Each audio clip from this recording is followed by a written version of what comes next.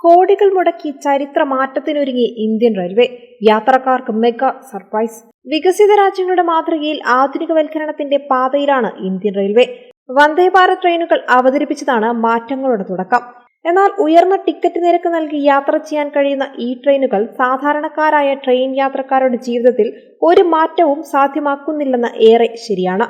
എന്നാൽ പുതിയ ട്രെയിനുകൾ നിർമ്മിക്കുകയും സ്റ്റേഷനുകൾ വിമാനത്താവളത്തിലെ സൗകര്യത്തിന് സമാനമായി വികസിപ്പിക്കുന്നതിനും മാത്രം ഒതുങ്ങുന്നതല്ല തങ്ങളുടെ പദ്ധതിയെന്നാണ് റെയിൽവേ പറയുന്നത്.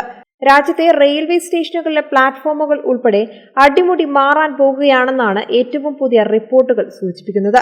പ്രായമായവർ, ഗർഭിണികൾ, ഭിന്നശേഷിക്കാർ എന്നിവർ ഉൾപ്പെടെയുള്ള യാത്രക്കാർക്ക് മികച്ച സൗകര്യം നൽകുന്നതിനായി കൂടുതൽ കോച്ചുകളുള്ള ട്രെയിനുകളും സജ്ജമാക്കാനാണ് ഇന്ത്യൻ റെയിൽവേ തീരുമാനിച്ചത്.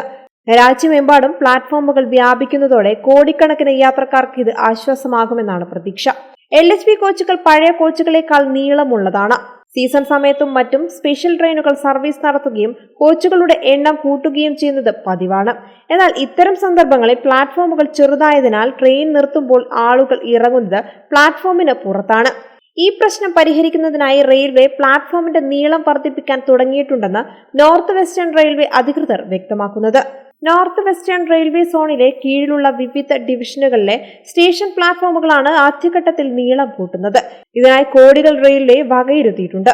അമൃത് സ്റ്റേഷൻ പദ്ധതികൾക്ക് പുറമെയാണ് പ്ലാറ്റ്ഫോമുകളിലെ പുതിയ മാറ്റം യാഥാർത്ഥ്യമാക്കുന്നത്.